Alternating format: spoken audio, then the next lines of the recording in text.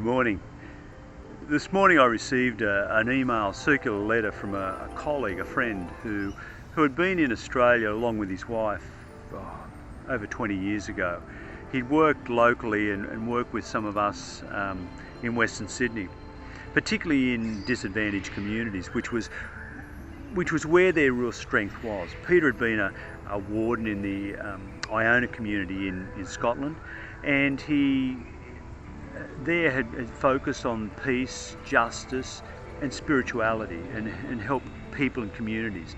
He and Dorothy had worked in many places across the world, particularly in the more developed countries. She was a doctor, a pathologist, and brought great skills in healthcare, in supporting communities and developing healthcare. In this letter today, Peter recounted some of his own life and where he's at. His wife Dorothy died suddenly about 21 years ago, and Peter has continued their work and life and now lives in Edinburgh. He 7 years ago was diagnosed with multiple myeloma, an incurable but treatable cancer of the bone marrow, and he spoke about having chemotherapy and drugs and treatment, and is so grateful for the healthcare system of the UK where he lives, that not only has there been all of this chemotherapy and science and medicine that's helped him keep alive and well, but he also grieves the fact that capacity for healthcare isn't available to everyone, that many parts of the world where he's lived and worked, people don't have even access to basic medicine, pills they need to basic infections. And he says that it raises within him this awareness that the world is unjust, that whilst he's grateful for what he has, many have not enough. Peter spoke of the hard days of experiencing the chemotherapy and the side effects of medications and drugs, of some of the depressed days and the difficult days, but also highlighted the beauty and the wonder he experiences in life, that this journey with cancer has had both pain and blessing. It's a hard, difficult road, but it's one through which he's grown.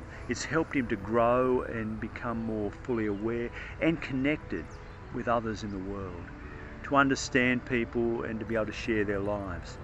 He's become more grateful for the day, to sit around in their bush, the forests, to walk in it when he's feeling well, to have a cup of coffee in the warm sunshine, to enjoy the beauty of spring and the flowers, to connect with friends and family that don't live close via emails and phone calls and Zoom. Everything is special because every day is a gift that he recognises, a beautiful gift. He's got a deep spirit and he shared something of that. And as I read this letter, it was inspiring and challenging because it invites us into this space of being grateful, of recognising that life is deeper than having more things. Peter is very conscious and probably critical, offers critique at this capitalistic system that's gotten out of control, where people have got to have and acquire and accumulate more and more and more, and we're driven to possess and to own and to accumulate to ourselves more things, money, power, wealth. Equally critical of the communist systems and dictatorial systems that oppress people and hold again the resources in the hands of a few, where power and wealth are manifest in the hands of just a few over and against the rest who are oppressed and struggle. He offers deep prayers for the world, for peace and for justice, for those who are at the bottom to receive what they need to live. This week I also received news that a friend, an old friend, one I've known for over 30 years, passed away. Clarrie died. It feels suddenly. He's been quite ill for some time and he's had some serious bouts in hospital, but I guess I wasn't expecting it. I remember I met Clarrie through the woman he married, a friend of ours. And their wedding was special. It revealed to me the openness, the honesty and integrity of Clarrie as he shared things of his life. It was his second wedding, and he spoke about what this meant to him and what he would do. Clarrie was one who stepped into a number of places. I guess we lost touch for a while and then have been reconnected through some committees and boards and stuff that we've shared on. And Clarrie's been often brought in. He was a whiz with finances and governance. And he comes in and he picks up the mess and the pieces and helps find ways through. Helps congregations, community groups, boards, to get on an even keel, to put the finances back in a proper structure. But Clarrie always was a stickler for doing the right thing, the best thing.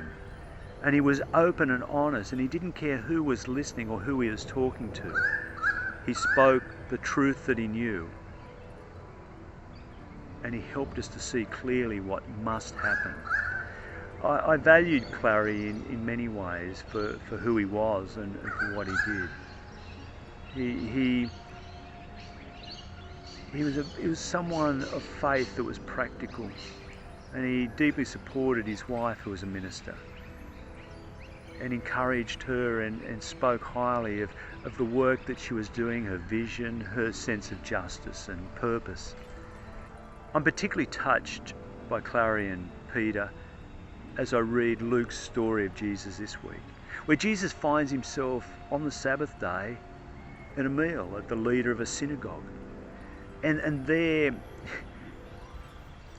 as people who are invited to the meal sit and lounge around the meal, others who are not invited, who are poorer in the community, may look on from the sides and see who's important and who's invited and listen into the conversations. And Jesus identifies someone who's got dropsy, he's not well. And he calls him over and says to the people at the table, is it really lawful to heal on the Sabbath? I guess you'll tell me it's not. But then you who have animals, if one of your animals falls into a well on the Sabbath, won't you help them out, fix them up, get them to safety? Of course. So he heals this man. And the people at the table are starting to get anxious. He takes it to them and sticks it to them, I guess you'd say. And then, as he's watching people at the table come and go and kind of vie for the important seats, to sit near the important people, you can picture him smiling and say, look, I can watch you, you're trying to get the most important seats at the table. Let me tell you this, when you're invited to a meal, take the lowest seats, the ordinary seats. Don't pretend that you're greater than you are. Don't push to be expected to be treated in a manner that's greater than you are. Just take the lowest seats. If the person who runs the party wants to bring you into another one, fine. You might be honoured. But if you sit in the wrong seat and it's not yours, you might be dishonoured. And then he turns to the guy who's running the show and he says, you invite people to this party with the expectation that they'll invite you to theirs. You invite people you want to impress and with whom being seen is impressive. But I tell you this, when you throw a party, don't invite the people who can invite you back. Invite the people who can't afford to, the poor and the outcasts and the marginalised, because then you'll be blessed. It doesn't make sense in many ways because we think, how will that work? And yet Peter's story says that when he's working amongst the poor of the world, when he's offering hope and resources and life, something in him is moved and touched. He feels a deep peace and a sense of justice and rightness. And I think Clarrie did some of that too, in his work with small groups and community organisations and whatever, helping them and standing with them and being a voice for the smaller ones, the small groups and the people. There's blessing in that.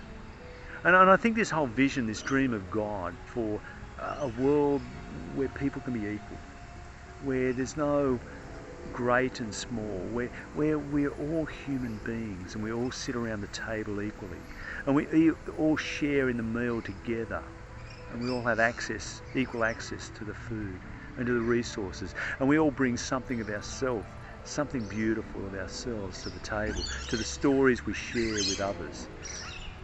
I think that's a dream of God, and it's a challenge for us.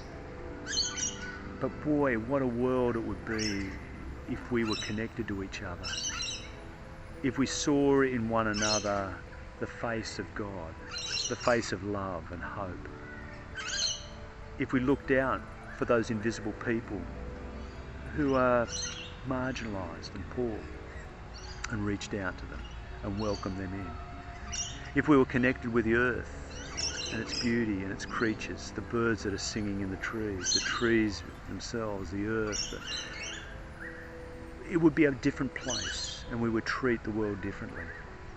And I think that's the dream of God, and that's what Jesus is on about. And I think I learned something of that from Peter's story and from Clarrie's life. What about you?